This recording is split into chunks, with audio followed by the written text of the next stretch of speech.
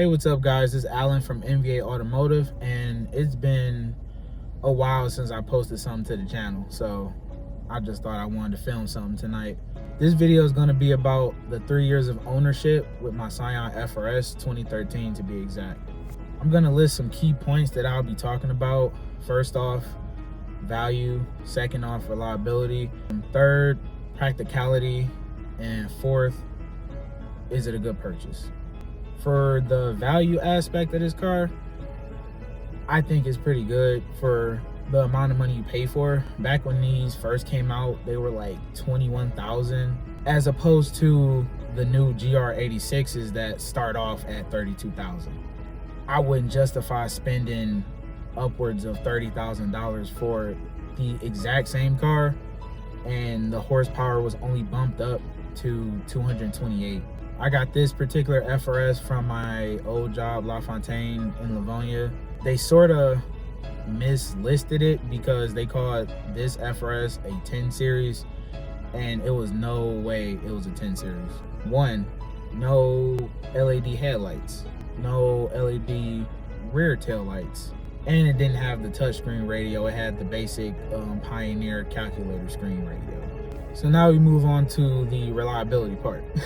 It has a Subaru Flat 4 FA20D, putting out 201 horsepower at the crank, 151 foot-pounds of torque.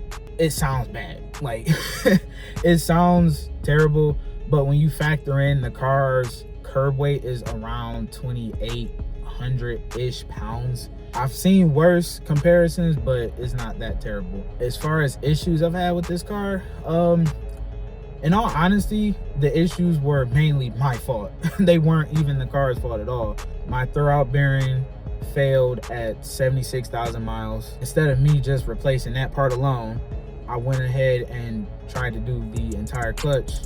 I got a stage 1 clutch kit from eBay. Yeah, I know, that was stupid.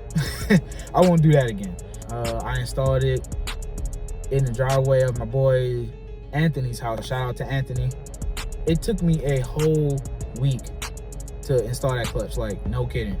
I kept losing valuable, like, tiny parts that I really needed to finish the project. I had to get the stuff the next day, restart the project. I was running on goddamn ice water. Get up at the crack of dawn, like 6 a.m. Go out to buddy's driveway, start fixing my car. And I come in sometimes at 10 p.m. And Anthony knows this. I actually had to, unfortunately, stay with him a whole week just to finish my car. Basically broke down on the top of a entrance ramp, which was, thank God nobody was behind me. I broke down there. And the worst part of it all, Anthony actually saw me on the side of the shoulder. He told me personally, you know, it looked like a Camaro from far away. Then I got closer and I was like, oh shit, that's Alan, no. So fast forward February 2023, I sourced a transmission from a guy named Andrew. Shout out to him too, he's an OG. I sourced the transmission from him and I get that installed. I do that in, like, dude, I think I did that in like 2.5 hours. I do that, I get it back on the road. I'm like, yes, I can drive again, cool. But then another problem arose. Everywhere I park, there's like it's like a tiny puddle of gear oil, especially if I sit somewhere for at least a good like 4 to 5 hours. I see like a little puddle on the ground. Now down the line, I'm assuming I'm gonna need a new transmission again. Eventually, one of the gears or several of the gears may go out. And guess what happened? That's what happened. I only had first, second, fourth, sixth, and reverse. That was it. Like, I couldn't shift in the third. I couldn't shift in the fifth. It was just all bad. I get a new transmission. The car, from a car that only had like around 48,000 miles. And shout out to Greg McCoy, bro. Yeah. You already know, if it comes to cars, if it comes to repairs, I'm probably gonna call you. Yeah. Me and him, we did the swap in like 2 hours. So for practicality, it's like I daily drive this thing. Like I drive it in the wintertime, all the seasons. I use BRZ wheels for the winter, and then I'm on some inky Ragins for the spring, summer, fall. It's very practical, shockingly. For a two-door, it's very practical. This isn't the typical two-door that just has only 2 seats. As you can see behind me, is back seats too. Rarely only use the back seats for like storage, or if on the rarest of rare occasions I'm carrying a third person. I do think this car is a good purchase. Like I said, when they first came out, they were just starting off $21,000, around $21,000. I've made memories in this car, met tons of like cool car people in the community in this car. The only thing I haven't done with this car yet is take it out of state, and I really do need to take it out of state. I feel kind of bad I haven't done it yet. Right now, the car is 109,000 miles on original motor. Not original transmission, but original motor. And that I'm actually pretty proud of. Like, these cars have hella starvation issues, but that's really because people just don't check their fucking oil. People don't check their oil.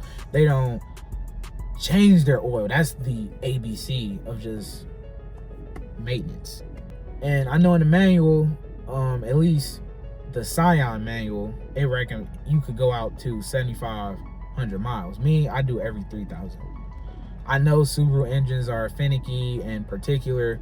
I've done my research before I even bought this car on basically the Subaru platform. If you are in the market for a FRS, I would highly suggest, and this is kind of contradictory to what I did, but somewhat try to stay away from the 2013s, because these had the valve spring issue. This one was taken care of back in 2016.